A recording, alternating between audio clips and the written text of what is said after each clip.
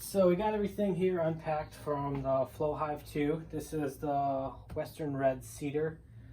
As you can see, you got quite a spread of different things to go through here, but with all things, I always make sure I got a good inventory and that everything that was supposed to be here is in fact here. Some other things that I've thrown down here are recommended tools that I've found are useful when putting stuff like this together. This is a great little device when you're putting your brood boxes together or supers together. Having a nice square box is a good thing, and it also helps alleviate any possible difficulties that you may have further on down the line if something's not square or even. And then of course, if you have chisels, those always help for if you have any loose flakes of wood that you could safely remove them without doing any damage by like pulling them up or doing it by hand. You can probably get away with using your Hive tool as well. Nifty little device that I found is very useful is this DeWalt flip drive.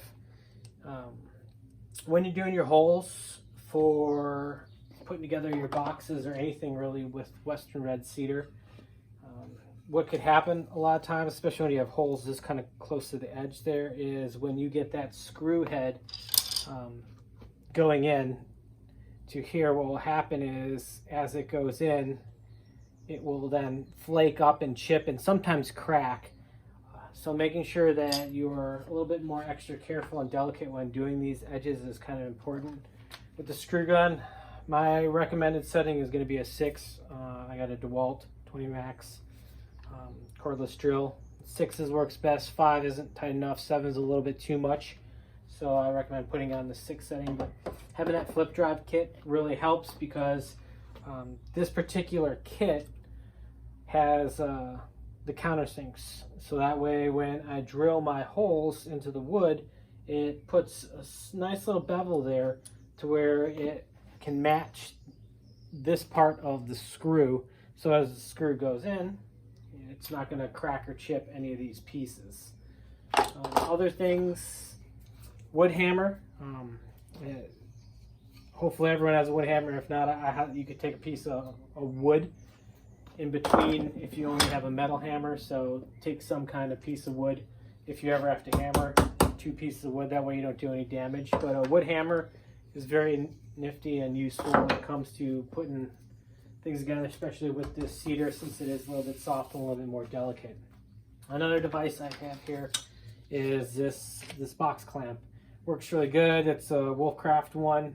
It has these little clamps that kind of go over each of the corners, and then you just ratchet it down, and it helps keep everything nice and square.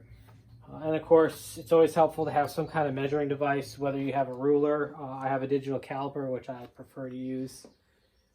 But one thing when you're unboxing this Hive 2, go through every piece of wood.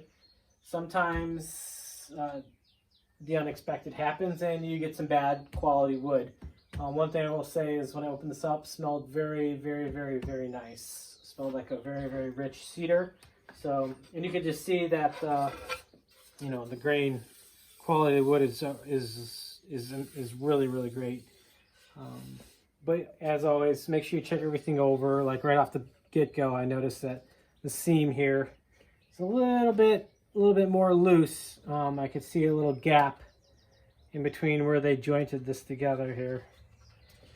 So make sure you do a thorough review and find any possible bad pieces. One thing I found when going through mine is this vent here.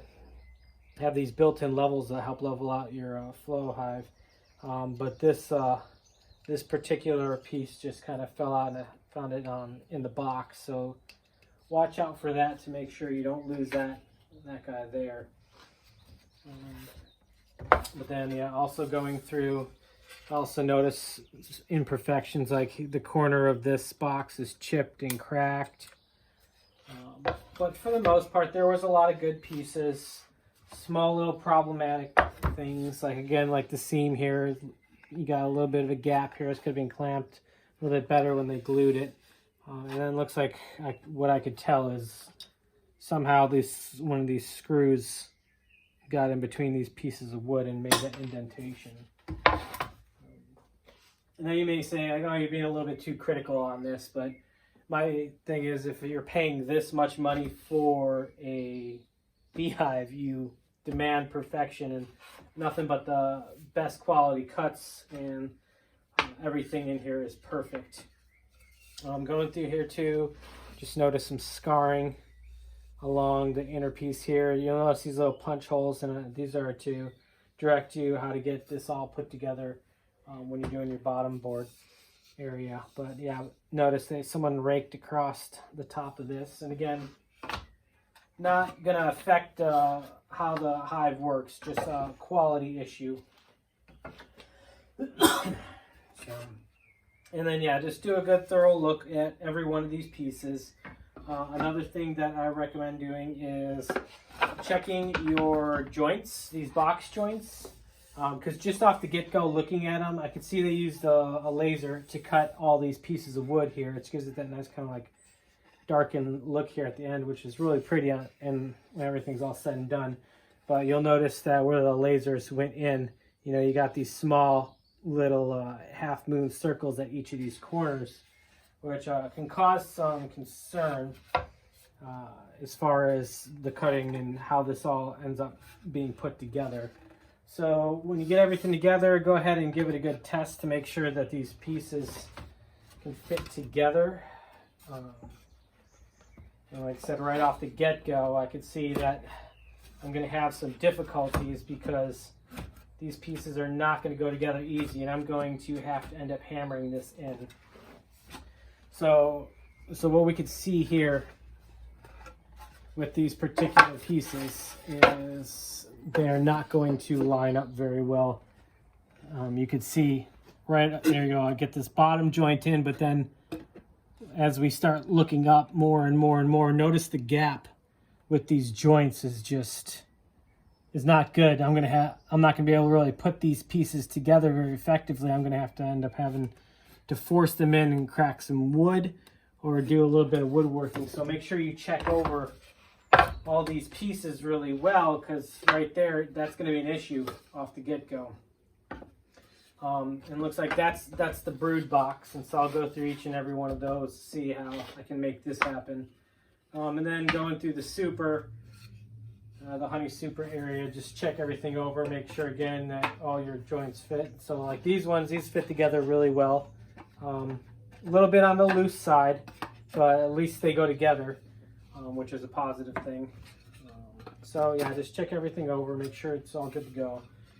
I'll, as I go through here, show you how to build this, how to use these tools to make a very square and good box, which is going to be very helpful. Now everything in here, you have here in your assembly guide. So again, do an inventory check. You never know. Nothing is worse than as you're getting through a project and then, you know, something wasn't included in there, and then you're like, oh crap, now what am I going to do? And you're searching around for a part that way never was there. So go ahead and go through, make sure you have everything that the book tells you to have, and follow the instructions. Don't try to wing it, because that's how things end up getting broken. Oh, and another little tool that's off to the side here is a good square. These are very helpful to make sure that before you end up tightening anything really down, that you could put that in there and make sure that it is the way it is indeed supposed to be. So also in here you got your frames, and then in another box is the auto flow system, which we'll get into a little bit later. So I'm just going to get into building the roof assembly first, because it looks like that is our first stop in the Flow Hive journey here, is the roof, pages 6 through 9. So we're just going to get going on that one.